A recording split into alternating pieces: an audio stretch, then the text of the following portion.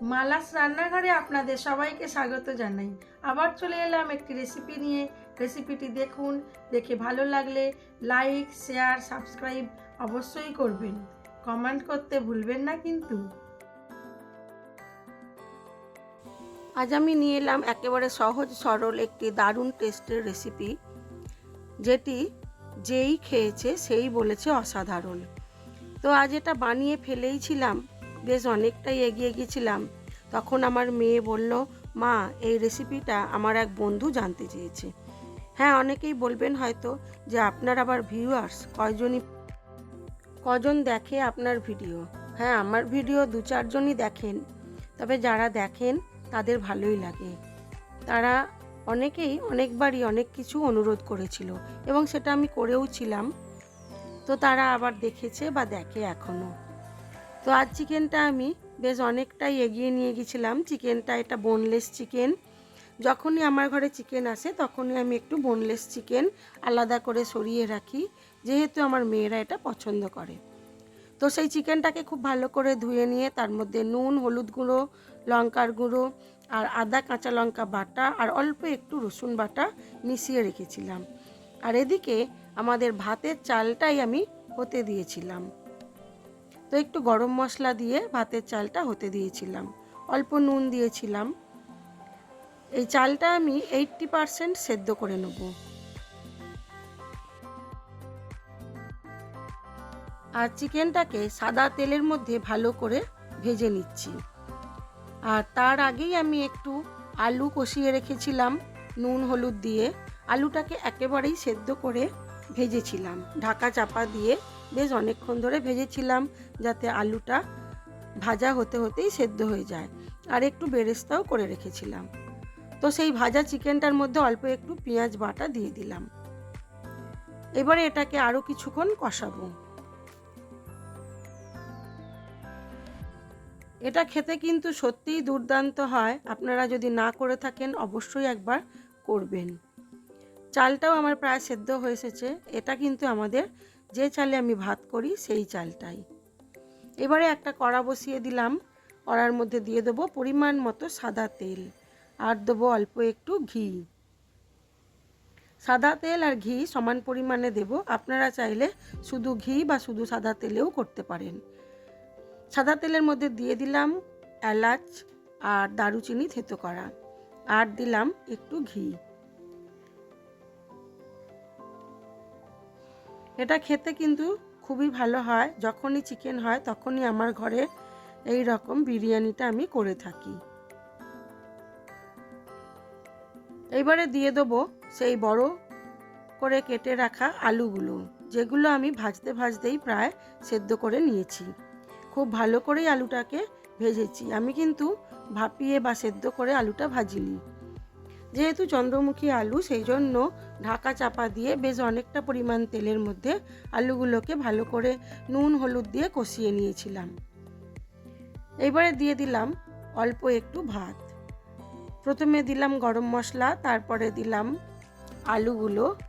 আলুগুলো দিয়ে অল্প একটু ভাত দিয়ে দিলাম। ভাতটা 80% সেদ্ধ করেছি। এবারে দিয়ে দেবো অল্প একটু চিকেন।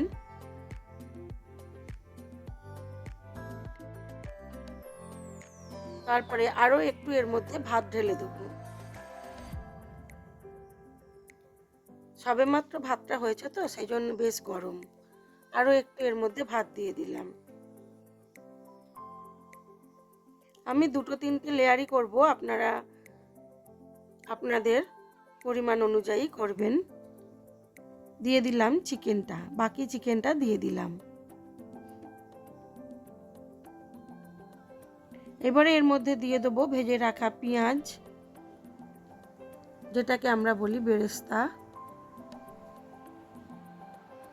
আমি ঝুরঝুরে করে অতটা ভাজিনি, আমি ঘরোয়াভাবেই করি, সেই জন্য খুব ভালো একটা ঝুরঝুরে করে ভাজিনি। দিয়ে দেবো 1-2 ফোঁটা আতর, মিঠা আতর।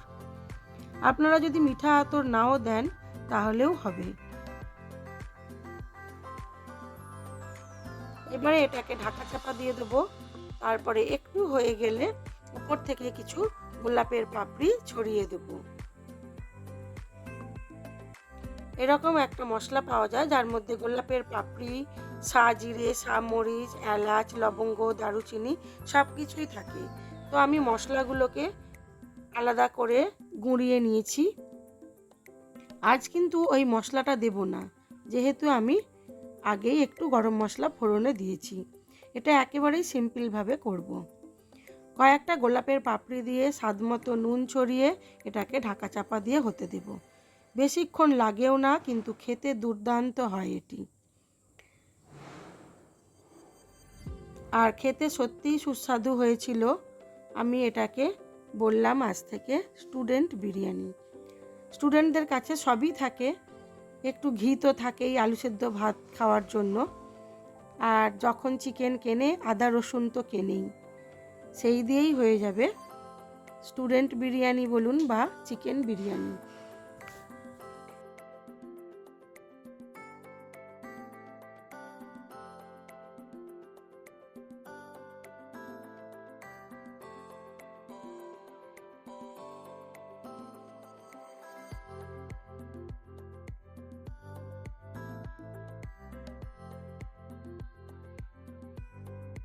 আর আমি এর সাথে যে চিকেনটা করেছিলাম সেটা হাতে মাখা চিকেনই বলা যায়।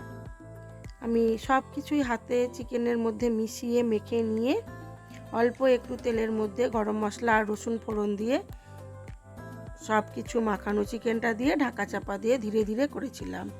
সেটাও খেতে দুর্দান্ত হয়েছিল। যদি এই হাতে মাখা চিকেনের রেসিপি পেতে চান তাহলে আমাকে অবশ্যই কমেন্ট করে জানাবেন। হয়ে গেছে আমার বিরিয়ানিটা। এটা খেতে দুর্দান্ত হয়েছিল, দুর্দান্ত। আপনারা যদি না করে থাকেন এইভাবে খুব কম সময়ে খুব কম জিনিস দিয়ে, এটা সত্যিই খেতে ভালো হয়। চলুন আমি এবারে এটাকে স্যালাড দিয়ে সাজিয়ে দিই, আর একটু চিকেন কষা হয়েছিল সেটা দিয়ে সার্ভ করে দিই। আমার এই ভিডিওগুলো যদি আপনাদের ভালো লেগে থাকে তাহলে লাইক, শেয়ার, কমেন্ট অবশ্যই করবেন। নতুন বন্ধু হয়ে থাকলে একটা সাবস্ক্রাইব করে দেবেন। সবাই ভালো থাকবেন, সুস্থ থাকবেন, নিজেদের খেয়াল রাখবেন। আজ এই পর্যন্ত।